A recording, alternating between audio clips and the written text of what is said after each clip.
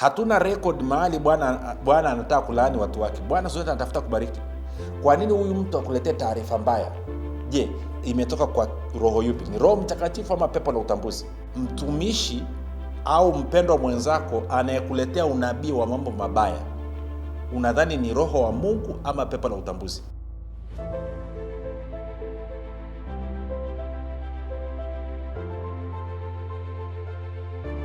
Popote pale ulipo rafiki, na kukaribisha katika mafundisho ya Kristo kupitia vipindi vya neema na kweli. Jina langu naitwa Huruma Gadi. Nina furaha kwamba umeweza kuungana nami kwa mara nyingine tena ili kuweza kusikiliza kile ambacho Bwana wetu Yesu Kristo ametuandalia.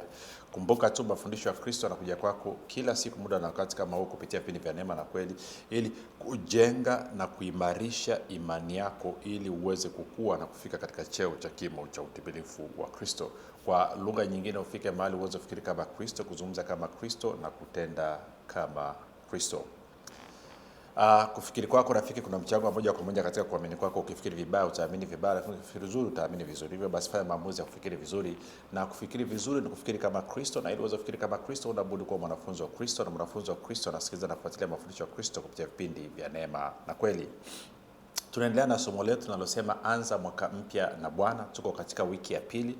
Tumezungumza mambo mengi ya muhimu ambayo naamini ukiweza kuyazingatia yote tangu tulivyoanza somo hili na mpaka tutakapofikia mwisho, ninaweka kabisa mwaka huu unaokuja utakuwa ni mwaka wa tofauti kabisa kwako. Utakuwa ni mwaka uliojaa mafanikio, uliojaa ustawi, uliojaa matokeo ambayo moyo wako umekuwa ukitamani kwa miaka nenda rudi. Nikukumbusha tu kwamba mafundisho haya yanapatikana katika YouTube channel yetu inaitwa Mwalimu Huruma Gadi, lakini pia kama ungependa kupata mafundisho ya kwa njia ya sauti, basi tunapatikana katika mtandao wa kijamii wa Telegram. Telegram nafanya kazi kama WhatsApp. Unaweza kutuma ujumbe mfupi ukasema niunge nao ukaunganishwa. Namba ni 0789500242, 0789500242. Ninapenda kutoa shukrani za dhati kwa Mungu kwa ajili ya kwako wewe, kwa sababu ya utii wako kwa Bwana wetu Yesu Kristo na kufanya maamuzi ya kuwa mwanafunzi wa Kristo, na hivyo pia kuendelea kuhamasisha wengine nao wawe wanafunzi. Nakupa hongera sana sana sana. Pia namshukuru Mungu kwa ajili ya kwako wewe ambao umekuwa ukifanya maombi kwa ajili ya usaji wa neema na kweli, kwa ajili ya kwangu mimi pamoja na timu yangu. Asante kwa kutii sauti ya Roho Mtakatifu na kujitoa kwa ajili ya yeye kushirikiana na wewe katika kufanya maombi, ili kusudi la Mungu la kueneza ufalme wake hapa duniani lizidi kutimia. Na mwisho, natoa shukrani za dhati kwa Mungu kwa ajili ya kwako wewe ambao umefanya maamuzi ya kuwa partner na vipindi vya neema na kweli, unachangia gharama za kupeleka injili kwa njia ya redio, ili watu wengi zaidi waweze kufikiwa, maisha ya wengi zaidi yaweze kuguswa na kubadilishwa. Kumbuka ninyi mnaonisikiliza kupitia mitandao ya kijamii, aidha iwe ni YouTube ama iwe ni kwenye Telegram ama podcast. Kumbuka kuna watu hawana uwezo wa kununua bando, hawana simu za kisasa. Namna pekee wanaweza kufikiwa na injili ni kwa njia ya redio. Kwa hiyo nakupa hongera sana wewe ambao umefanya maamuzi ya kuchangia gharama hizi na kuhakikisha kwamba watu wengi zaidi wanafikiwa. Kwa pamoja tunaleta tofauti kubwa sana hapa duniani na kuhakikisha mapenzi ya Mungu yanatimizwa hapa duniani kama ilivyo mbinguni. Baada ya kusema hayo, basi nataka tuendelee na somo letu. Kumbuka vipindi kama viwili vilivyopita tumeangalia mambo kadhaa na tumeona jinsi ambavyo Mungu anavyozungumza na mtu, anazungumza na mtu kwa sauti nyororo ya upole tulivu. Kwa lugha nyingine, nataka nirudi tena hapa kidogo, kwa sababu tulikuwa tunaangalia story ya Elia kama unakumbuka. Labda tena kwenye Wafalme wa kwanza tena.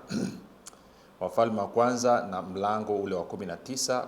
Na kama utakuwa unakumbuka nilikuonyesha kuna tofauti ni namna ambapo Mungu alizungumza na Elia mstari ule wa 9 na jinsi ambavyo Mungu alizungumza na Elia mstari ule wa 11. Nikakwambia kwenye mstari ule wa 9 ni Mungu anazungumza na Elia kama katika namna ambayo sio rasmi. Kwa lugha nyingine ni kama mtu anazungumza na rafiki yake. Na mstari wa 11 Mungu amekuja kikazi. Kwa hiyo anapomwambia simama mbele za Bwana, maana yake hiyo ni rasmi. Nikakwambia ndio sasa na dhana nzima ya kusema kwamba mtakeni Bwana na nguvu zake, utafuteni uso wake siku zote. Ndicho ambacho Mfalme Daudi alitufundisha. Sasa Anasema tukiangalia ule kwenye mstari wa 11, nataka tusome tena Wafalme kwanza 19:11. Anasema akasema, toka usimame mlimani mbele za Bwana. Tulikuwa tunaangalia kipindi kilichopita nini maana ya kusimama mbele za Bwana. Naamini bado unakumbuka. Kama hujui, rudi kipindi kilichopita. Na tazama, Bwana akapita, upepo mwingi wa nguvu ukaipasua milima, ukaivunjavunja miamba mbele za Bwana, lakini Bwana hakuwamo katika upepo ule. Na baada ya upepo tetemeko la nchi, lakini Bwana hakuwamo katika ile tetemeko la nchi. Na baada ya tetemeko la nchi kukawa na moto, lakini Bwana hakuwamo katika moto ule. Na baada ya moto sauti ndogo ya utulivu. Ikawa Eliya alipoisikia, alijifunika uso wake katika mavazi yake, akatoka akasimama mlangoni mwa pango. Na tazama, sauti ikamjia kusema, unafanya nini hapa Eliya? Kwa hiyo unaweza ukaona anaulizwa kitu kile kile. Mara ya kwanza kwenye mstari wa 9 aliulizwa tunasema kirafiki. Mstari wa 13 maana yake ni kimamlaka. Bwana amekuja kikazi hapa. Mbona unafanya nini hapa? Sasa tukawa tunazungumzia habari ya kusikia sauti ya Bwana. Nikasema kusimama mbele za Bwana maana yake ni kama vile mhudumu wa mgahawa amesimama na hudumia wateja. Maana yake unakuwa attention, maana yake ni kwamba unakuwa huko focus, unatazama kwake. Moyo wako wote na nafsi yako yote, nikimaanisha akili na hisia zako, zinaelekea kwa Bwana. Na kwa maana uko attention, unatarajia kusikia, unatarajia kuelekezwa, unatarajia kuwezeshwa. Sasa kwenye swala la kusikia hapa linaleta shida kidogo. Ndio maana nataka nipige kambi, kwa sababu nina watu nilivyokueleza, watu 4 5 na wafahamu haraka kichwani, ambao wamekuwa wanasumbuliwa na sauti ya adui. Na shida yao ilianza kwenye hapa, wakitaka kusikia sauti ya Mungu. Wakitaka kusikia sauti ya Mungu. Na wengine kwa sababu ya kusema Mungu ameniambia, ama wanasikia tukisema Mungu amesema, ngoja niweke hivi. Mara nyingi utakaposikia mtumishi anasema kwamba Mungu ameniambia, Mungu amesema, muda mwingi naweza kusema kwa kukisia, naweza kukuambia 95% ya hayo ambayo anasema Mungu ameniambia, maana yake ni kwamba wakati Mungu anazungumza naye, huyu mtumishi hakujua kama Mungu anazungumza naye. Ila baada ya yeye kuchukua hatua sawa sawa na hayo aliyosikia, akiangalia nyuma, then anagundua kwamba kweli Mungu alikuwa anasema na mimi. Na ni 5% tu ndo ambayo inakuwa mtu anakuwa na uhakika sasa hivi papo kwa papo Mungu anasema naye. Hiyo ipo, sio kwamba ipo. Sasa kwa habari ya Mungu kuzungumza kwa sauti, kwenye maisha yangu binafsi, kama nakumbuka vizuri, nadhani na mara 2 ambazo nazikumbuka kwa uwazi kabisa. Mara ya kwanza nadhani ilikuwa ni mwaka 2012. Nimekwenda Mbeya, niko kwenye maombi, alafu nikawa nimepiga magoti chumbani, nataka kumuuliza Bwana kwamba enzio naangalia sasa Mbeya watu wameitikia vizuri zaidi huduma nilionayo kuliko Dar es Salaam.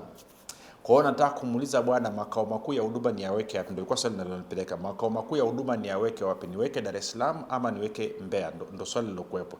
Kwa hiyo nilivyosema makao makuu, kabla sijamalizia, ndani mwangu sauti ya kunong'ona lakini yenye mamlaka ikazungumza na mimi, ikasema Dar es Salaam mara 2. Kumbuka nilikwambia ukisoma Biblia sana, Bwana ana kawaida ya kuita mtu mara 2, ana kawaida ya kusema kitu mara 2. Akasema Dar es Salaam. Kwa hiyo ukawa mwisho wa mjadala. Pamoja na kwamba kwa wakati huo matamanio yangu yalikuwa ni kwamba makao makuu niweke Mbeya, kwa sababu watu wamenipokea. Tuko sawa? Mara ya pili sikumbuki ni mwaka gani, nadhani kama mwaka 2000 na ngapi, kama 17 18 hivi. Aliamua kuzungumza na mimi, lakini safari hii haikuwa nikiwa macho, ilikuwa ni maono ya kwenye ndoto. Na alinitokea akaniambia, nataka nikufundishe sauti yangu ilivyo. Kwa hiyo wakati ametokeza nikawa nimepiga magoti, nimesujudu. Na alianza kuongea, hii sauti kama unavyosikia wakina Yohana anasema ni kama tarumbeta, ni kama mshindo wa maji. Hii sauti nilikuwa naisikia pande zote, inatokea ndani mwangu, inatokea kushoto, inatokea kulia, inatokea mbele, inatokea nyuma, inatokea juu, inatokea chini. Kwa lugha nyingine, hii sauti ilikuwa imenizunguka pande zote. Hakuna upande ambao inasikika zaidi kuliko upande mwingine. Akaambia, shika hiyo, kwa sababu kuna siku inakuja nitazungumza hivyo, na kwa kuwa utakuwa tayari unaijua, utakuwa mwepesi kuchukua hatua. Sasa hizo ni mara 2 tu katika maisha yangu. Nyingine zote ni hili limekuja kwa njia ya wazo, ndipo ambapo naelekea sasa. Njia ya wazo. Sasa kama umewahi kusoma kitabu nilichokiandika Ushindi katika Vita vya Kiroho, nadhani pia hata kwenye Nguvu ya Ukiri kama sikosei, kwamba nimejaribu kuelezea kwamba Mungu pamoja na shetani wote wanazungumza kupitia mawazo yako. Hilo ni la kwanza. Alafu 2, wote wanazungumza katika nafsi ya kwanza. Tafanua. Mara nyingi anapozungumza katika nafsi ya kwanza, maana yake ni kwamba linakuja kama wazo wewe unawaza. Sasa kama haujui neno na haujabobea katika neno, maana yake itakuwa ni ngumu sana kwako kupima kama hili limetoka kwa Bwana ama hili limetoka kwa adui. Na kipimo chepesi ambacho wanawapa watu ni Yohana 10:10. Bwana Yesu anasema mwizi haji ila aibe, achinje na kuharibu. Mimi nalikuja wawe na uzima kisha wawe nao tele. Kwa hiyo kwa lugha nyingine, hili ninalolisikia ndani mwangu, hili ninaloliwaza, je, linaiba, linachinja kwa maana ya kuua na kuharibu? Kama jibu ni ndio, linatoka kwa adui. La, hili ninalolisikia, je, linaongeza uzima, linaleta faida, linaleta mafanikio? Kama jibu ni ndio, maana yake linatoka kwa Bwana. Hiyo ni njia nyepesi ya kupima. Sasa kwa watu ambao mnapenda naomba unisikize vizuri kwa makini. Kwa watu ambao mnapenda kuongozwa na ndoto au maono, na nikisema ndoto au maono ninamaanisha pamoja na kusikia sauti ya Bwana, kusikia unabii, kusikia nini. Issue ni kwamba watu wa namna hiyo wanakuwa wanalipuuza neno la Mungu, hawatilii mkazo neno la Mungu, neno ambalo ni thabiti zaidi, neno ambalo ni uhakika zaidi kuliko hayo maono, kuliko hiyo ndoto. Unasema haiwezekani. Sikiliza hii. Twende nikakuonyeshe kitu. Twende kwenye Petro wa pili na mlango wa kwanza. Sasa kama unakumbuka, mtume Petro, Yakobo na Yohana walikwenda mlimani na Bwana Yesu. Kusoma kwenye Mathayo 17 utaiona. Alafu akatokea Musa na Elia, kama nakumbuka. Alafu Mungu akasema, huyu ni mwanangu mpendwa ninayependezwa naye, msikieni yeye. Nadhani unakumbuka hiyo. Kwa hiyo nataka tuanze kusoma Petro wa pili mlango wa kwanza mstari wa 16. Kuna kitu Petro anataka kutufundisha hapa. Anasema hivi: maana hatukufuata hadithi zilizotungwa kwa werevu, tulipowajulisha ninyi nguvu zake Bwana wetu Yesu Kristo na kuja kwake, bali tulikuwa tumeuona wenyewe ukuu wake. Maana alipata kwa Mungu Baba heshima na utukufu hapo alipoletewa sauti iliyotoka katika utukufu mkuu, huyu ni mwanangu mpendwa wangu ninayependezwa naye. Kwa anazungumzia lile tukio. 18. Na sauti hiyo sisi tuliisikia ikitoka mbinguni tulipokuwa pamoja naye katika mlima ule mtakatifu. Kwao waliisikia kwa masikio yao. Nasi tuna lile neno la unabii lililo imara zaidi, ambalo mkiliangalia kama taa ing'aavyo mahali penye giza, mwafanya vyema mpaka tutakapopambazuka na nyota ya asubuhi kuzuka mioyoni mwenu. Mkijua neno hili kwanza, ya kwamba hakuna unabii katika maandiko, na msisitizo hapa neno maandiko, unabii ulioko kwenye maandiko, sio unabii ulioko kwenye vinywa vya watu, sio unabii ulioko kwenye unabii katika maandiko, upatao kufasiriwa kama apendavyo mtu fulani tu. Maana unabii katika maandiko haukuletwa popote kwa mapenzi ya mwanadamu, bali wanadamu walinena yaliyotoka kwa Mungu wakiongozwa na Roho Mtakatifu. Sasa ngoja nikupe lugha nyepesi anachosema mtume Petro. Mtume Petro anasema hivi: sisi huyu Yesu Kristo tunayemfuata, hatumfuati kwa sababu tulipigwa hadithi, tulihadithiwa vitu ambavyo havina uhakika. Tunamfuata kwa sababu tulikuwa naye mlimani na Mungu akazungumza kwa sauti waziwazi kwamba huyu ni mwanangu mpendwa ninayependezwa naye. Anasema lakini pamoja na kwamba tulisikia sauti ya Mungu ikimshuhudia Yesu katika heshima na utukufu na nguvu, lakini sisi uhakika wetu kwamba huyu Yesu ndiye ni unatokana na neno la unabii lililo katika maandiko. Hapa akizungumzia kama vile wakina nabii Isaya, ukizungumzia kitabu cha Yeremia, ukizungumzia kitabu cha Ezekieli, Mwanzo, Yoshua na kadhalika. Kwa hiyo anasema sisi uhakika wetu uko kwenye neno lililoandikwa, yaani kwa lugha nyingine leo tungesema Biblia. Sio hayo maono tuliyoyaona, sio hiyo sauti tuliyosikia tukiwa pale mlimani. uhakika wetu na uthabiti wetu uko katika neno, maandiko. Na haya maandiko ya unabii ambayo katika Biblia, ambayo leo tunaita Biblia, anasema watu walinena ama waliandika wakiongozwa na Mungu, Roho Mtakatifu akiwaongoza. Kwa hiyo anasema neno lonalo katika Biblia ni uhakika zaidi kuliko ndoto yako, ni uhakika zaidi kuliko maono yako. Sasa ni muhimu sana, kwa sababu kama haujajikita kufanya maamuzi kwamba neno la Mungu ndio lenye mamlaka ya kwanza na ya mwisho katika maisha yangu, utaanza kutafuta sauti nyingine nje ya neno, na hapo ndio mwanzo wa wewe kuchanganyikiwa. Sasa ina maana tusisikilize, tusipate maono? No, sicho ninachosema. Tusiote ndoto? No. Tunachosema, ukiota ndoto au ukaona maono, je, hiyo ndoto na hayo maono yanakubaliana na neno la Mungu? Kwa nini tunasema hivyo? Tunasema hivyo kwa sababu neno ambaye ni Kristo na Roho Mtakatifu hawapingani hata siku moja. Hawapingani hata siku moja. Sijui kama unanielewa, hawapingani hata siku moja. Naona? Kwa hiyo angalia hii. Tuende kwenye waraka wa kwanza wa Yohana na mlango wa 5 na mstari ule wa ngapi? Tuanze mstari kama wa 6. Anasema hivi. Huyu anazungumziwa Yesu. Huyu ndiye aliyekuja ama neno kwa maji na damu, Yesu Kristo, si katika maji tu bali katika maji na katika damu. 7. Naye Roho ndiye ashuhudiaye, kwa sababu Roho ndiye kweli. 8. Kwa maana wako watatu washuhudiao mbinguni, Baba na Mwana na Roho Mtakatifu, na watatu hawa ni mmoja. Kwa hiyo anasema Mungu Baba, Mungu Mwana na Roho Mtakatifu hawawezi kupingana hata siku moja. Sasa kumbuka, mwana ni neno. Kwa haiwezekani ukapewa neno na Roho ama ukapewa maelekezo na Roho Mtakatifu ambayo yanapingana na neno liloko katika Biblia. Sasa Wakristo wengi wamefika mahali, hasa wanaohisi kwamba wao ni warohoni. Wao wanatoa unabii, wao wanaotumika kwenye unabii, wao wanaona, wao wana maono. Wamekuwa wanakatabia kuendekeza unabii na ndoto na maono kuliko neno. Tunachokisema, ndoto au maono uliyoyapata, hakikisha umeyapima. Je, yanakubaliana na neno?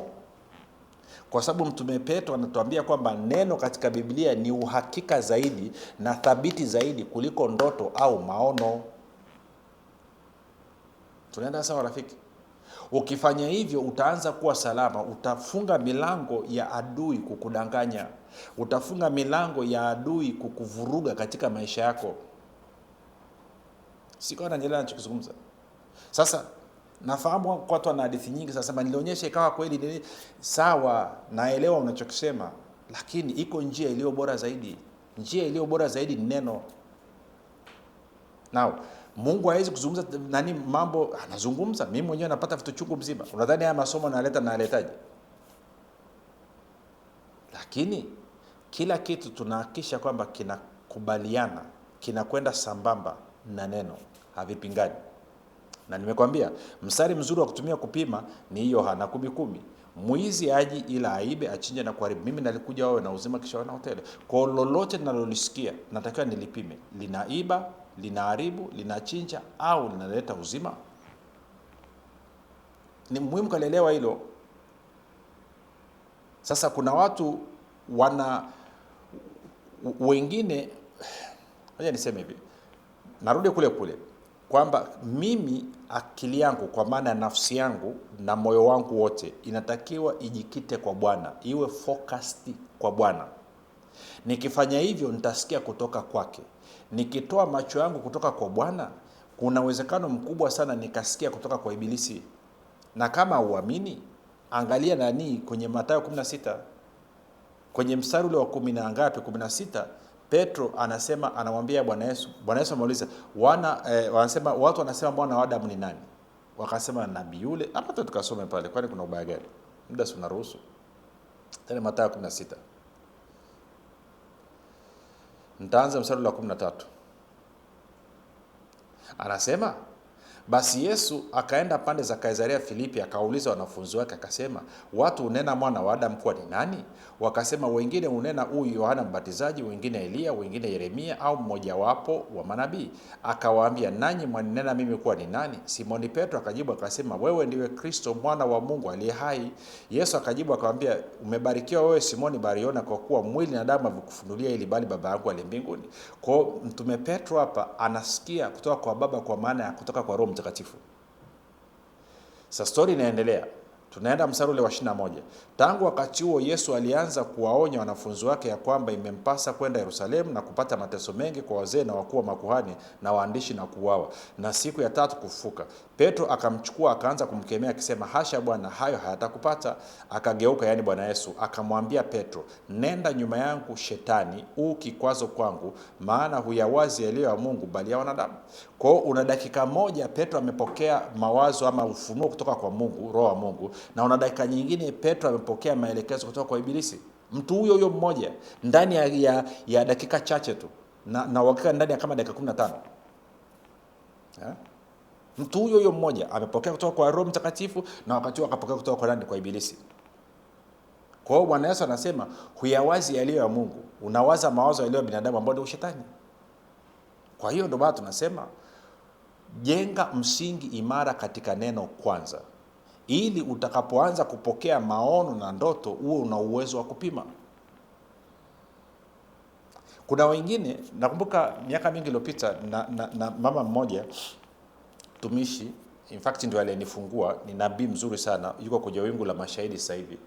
Siku moja ndiko nyumbani kwake tunazungumza, nikaanza kupata shida na yeye. Maana yake nabii zake nyingi za matukio mabaya, kwamba kuna ajali itatokea, watu watakufa, huyu nimemwombea lakini nimeambiwa atakufa hatapona na nini na nini na nini. Siku moja nikamuuliza, nikamwambia, mama, inakuwaje wewe neno la Bwana unalipata kutoka kwa Bwana ni mambo mabaya tu?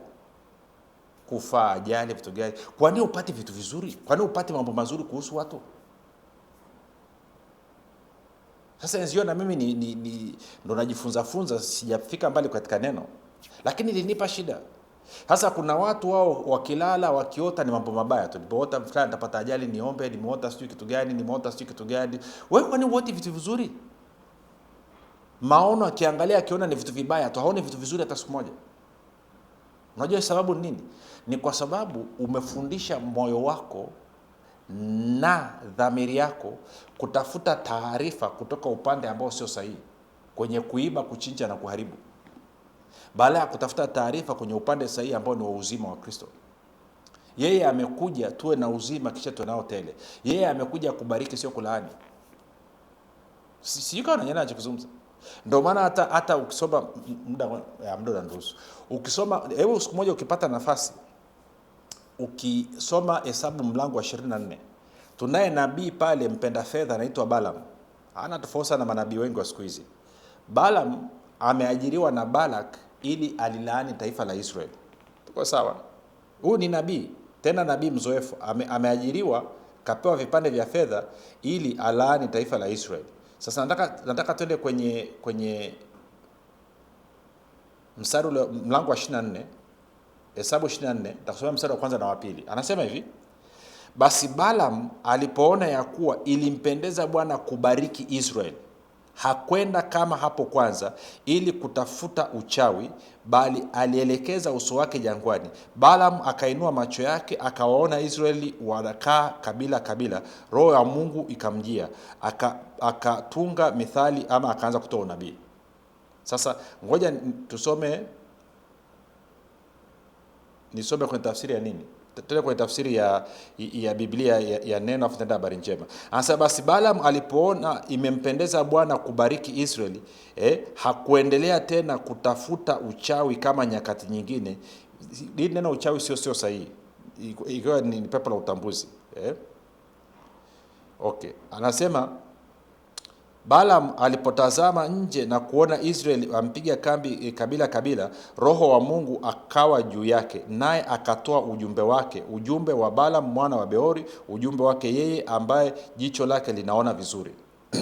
Biblia habari njema anasema hivi: sasa Balaam alitambua kwamba Mwenyezi Mungu alipenda kuwabariki Waisraeli, kwa hiyo hakwenda kupiga bao tena ama ramli. Umeona kitu? Akwenda kupiga bao tena ama ramli. Kwa lugha nyingine hakutumia pepo la utambuzi. Sasa nataka uone kitu hichi. Kwamba ingekuwa anajua kwamba Bwana anataka kulaani Israel, maana yake anasema angetumia pepo la utambuzi, ramli, uchawi. Lakini sababu amegundua kwamba Bwana anataka kuwabariki Israel, ndio maana anajiset sasa, anaelekeza uso kwa Israel, alafu roho wa Bwana anakuja juu yake, anaanza kubariki. Sasa nikuulize, mtumishi au mpendwa mwenzako anayekuletea unabii wa mambo mabaya, unadhani ni roho wa Mungu ama pepo la utambuzi? Kwa sababu Bwana anataka kubariki, hataki kulaani. Hatuna record mahali Bwana anataka kulaani watu wake. Bwana zote anatafuta kubariki. Kwa nini huyu mtu akuletee taarifa mbaya? Je, imetoka kwa roho yupi? Ni Roho Mtakatifu ama pepo la utambuzi? Kwa hiyo nachosema ni nini? Hakikisha neno la Mungu kwa maana ya Biblia, maandiko ambayo pia yametafsiriwa sahihi, ndiyo yanakuwa msingi wa kukuongoza wewe katika nini? Katika kupokea taarifa, katika kufanya ushirika na Mungu, katika kuzungumza naye. Nje ya hapo unafungua mlango wa kudanganywa na adui, na usipokuwa mwangalifu maisha yako yataharibika. Jina langu naitwa Huruma Gadi. Yesu ni Kristo na Bwana. Tukutane kesho muda na wakati.